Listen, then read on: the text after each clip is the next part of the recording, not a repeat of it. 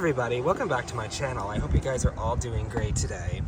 I am doing great today because it is warm, it's gorgeous, there's a little bit of a breeze going on today. And today, I wanted to talk about one of my favorite annuals of all time, your regular impatient. Now, I'm sure you are all familiar with this plant. This plant is very common in shadier areas of the garden during the summer because they do like shade, and they just give you so much color in a shady environment. I feel like most colorful plants that have a lot of colorful blooms do better in the sun. Impatiens are an exception. They actually really love the shade. So again, these guys, so I just wanted to talk a little bit about these guys and how you can be successful with them. So first of all, these guys are tropical plants that come from Eastern Africa. So when you put these guys outside or plant them outside, make sure there is no danger of frost. These guys will turn to mush if they are exposed to frost. They don't even like too much, they don't really even like a light frost. So make sure that, again, that they are outside when it is warm, when the spring weather has more or less stabilized, and again, there is no chance of frost whatsoever. They do not like that.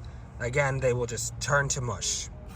Now, as for lighting, I kind of already mentioned, these guys like the shade. They are great for shady environments and for shady landscapes. They do prefer like maybe a few hours of early morning light or later evening light. Definitely do not leave them out in full-on afternoon sun. They do not like that. They will fry, they will probably dry out really quickly, and they just don't like this. They don't like the really hot sun, but they will do really well with like a few hours of gentle sun in the morning or like late evening. They will actually really appreciate that. Now, as for soil, if you're planting them in the ground, they do prefer a rich, loamy, like a rich, light soil that is very moist, but well drained. These guys do require good drainage. They do not want to be sitting in water, so if you have them in the ground, if your soil has a lot of heavy clay like we do, here in Ohio we struggle with clay, so we have to add like organic matter into the soil to make sure that the soil is well draining, and also to add fertility and richness to the soil because they do like rich soil. If you're planting them in a pot, make sure that you use just a regular potting mix. Do not use soil from the garden or even bagged garden soil. In fact, I actually saw like Miracle Grow has, this is not sponsored by them, by the way, but I saw on the bag of like garden soil for the ground, they'll say it's not meant for containers. And also obviously soil from the ground, do not dig soil and put them in your pots. They do not like that. They make potting mix for a reason. So do not put them in garden soil if they are in pots. And again, another thing, again, like I mentioned, they like good drainage. So make sure your pot, let's see if I can get it, has drainage in it. So make sure they have good drainage. And as for watering, that actually kind of leads me on to my next point. As for watering, they do like water. These are not drought-resistant plants, unfortunately. So for those of you in hotter climates, this might be a little bit of a more difficult plant to grow. Or at least if you live in a hot, dry climate, like a desert climate, it might be harder to keep them because they need regular watering. So if they're in containers, depending on the weather, you might have to check them every day, or maybe even several times a day, depending on how hot and dry it is. I probably check mine every 2 or 3 days because they're in the shade and they're in plastic. So Outside, I would definitely recommend putting them in, if you have them in containers, putting them in more plastic-like containers or like any material that kind of retains moisture, because they like moisture and they don't want to get too dry, but also make sure they're not overwatered. So I would always recommend checking the soil first before you water them. If they are dry, then definitely water them. If they are still moist, maybe wait another day or so to see if they need to be watered. So yeah, that's watering. As for fertilizer, they do appreciate being fed. Like I said, they prefer a rich soil, but they also benefit from regular feedings throughout the growing season. So I like to feed mine whether they're in the ground or in pots. I only have mine in hanging baskets this year, but regardless of where they're grown, I typically feed them about every 2 weeks with a water-soluble fertilizer throughout the spring and summer to get the best and just most abundant blooms you can. So yeah, they do appreciate that. So if you can remember to do that, definitely feed them or give them a slow release. If you're not good at remembering how to feed them, if you're planting them in pots, make sure you mix in some slow release fertilizer and maybe like reapply like around maybe July or August, depending on where you live, because they love fertilizer, so they will definitely perform much better. So highly recommend feeding them. Now, as for some problems you might run into, these guys, at least in my experience, they don't seem to have too many issues.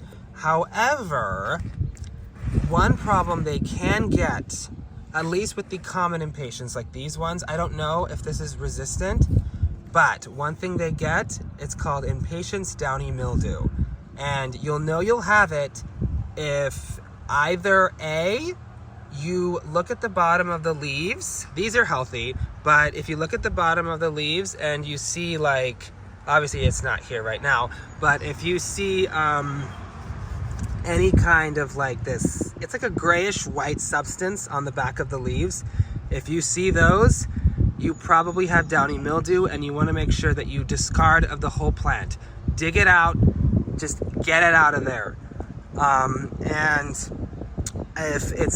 unfortunately, wherever impatiens had downy mildew, if they were in the ground, you cannot plant impatiens in there for at least several years, because the fungus actually lives on in the soil and it can reinfect the new crop the next year.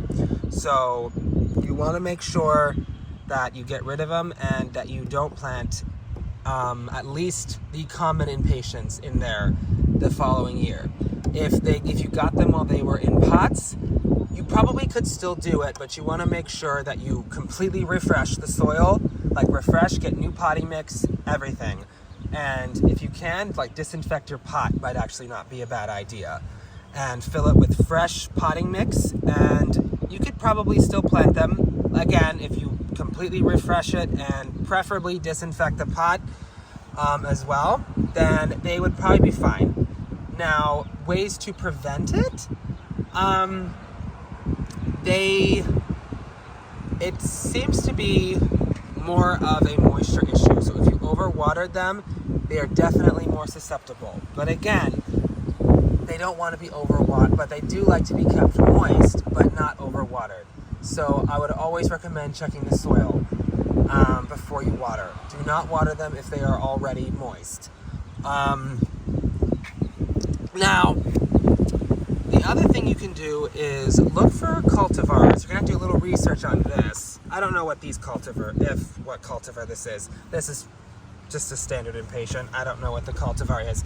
But I would look into cultivars that are a little bit more disease resistant. So you may have heard of New Guinea impatiens. They have bigger flowers, and they definitely look like, you can see the resemblance, but they are known to be more disease resistant. And Also sun patients, and those ones, as their name implies, are actually good for the sun. So that's the other thing you can do. But again, just good cultural practices. Don't overwater them. Make sure that they make sure they're in conditions they like, and they should do fine. Last year was actually the first and so far only time, as far as I can remember, that I've ever encountered downy mildew. But I'm just not going to plant Impatiens in there. I actually planted Lily of the Valley in there. I'll see later if I regret it. But, so I planted those there instead, and I'll just have Impatiens in containers. Now, this last tip I wanted to talk about briefly was, what do you do with them at the end of the season? So most people just treat them as annuals, which is fine. And personally, if that's what you want to do, I don't judge you. They're not hard to find. You can find them just about anywhere, at any garden center every summer. But if you want to try your luck, you can overwinter these. I've actually overwintered Impatiens successfully for 2 winters.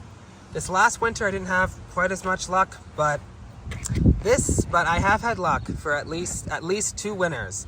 So how you do it is when in the fall, when temperatures start to cool off, but before your first frost, you want to make sure that if they're in a pot, that you bring the pot inside, and preferably I would replant them in a terracotta pot, because in the wintertime it's a lot easier to overwater them. So you definitely need to back off on the watering if they are inside for the winter. But I would recommend, because terracotta kind of lets moisture out a little more, so I would definitely recommend terracotta pots for overwintering. So you can bring them in after you have checked them for insects or anything like that, or disease. If they have downy mildew, again, just discard them. But yeah, and then if you want to, you can cut them back by about 1/3 or so to kind of fit where you want them to be, and make sure, and if they're in the ground, you can just dig them up, put them in a pot, and again, you can trim them if you want. And what was I saying? Sorry. And you can put them in I would say in the winter time, they can take south-facing exposure inside the house, because again, the sun is weaker in the winter, so they actually do appreciate more light in the winter. You might get them to bloom for a little bit in the winter. Don't expect them to bloom as prolifically as they did in the summer, but they might still bloom like sporadically, and as we get closer to spring, you might see them perk up, and they'll start to put out more buds. At that point, you can actually start feeding them. So I would start feeding them, at least where I live in Ohio, probably end of February, beginning of March. That's actually one thing I forgot to mention. You don't really have to feed them throughout like the really dark winter months, like December, January, and November, or however long your winter is. They don't really need fertilizer, especially if you use a potty mix that already has fertilizer mixed in it, because again, they're not growing as actively in the winter, and yeah, they will be fine. And when spring rolls around, if they look like they need to be trimmed, you can trim them again in the spring. And once all danger of frost has passed, you can take it out, leave it in the pot, and enjoy it as a patio plant or a porch plant or whatever, or you can plant it back in the ground, and you can enjoy them for another year. So I hope you guys enjoyed this video. I hope this video wasn't too long, but I just wanted to talk about just these wonderful plants, because they really are so easy. I can see why they're so common, because they're so pretty and they give you so much color in kind of those difficult spots where you don't have as much sun and you want to have some pretty flowers. Like, Impatiens are just the go-to. So yeah, that's my little guide on Impatiens, and I'll put some links if you want to read more about them in the description down below. So if you like this video, please leave a like, comment, and subscribe. I would really appreciate it. And I will see you guys in another video very shortly. Thanks for watching.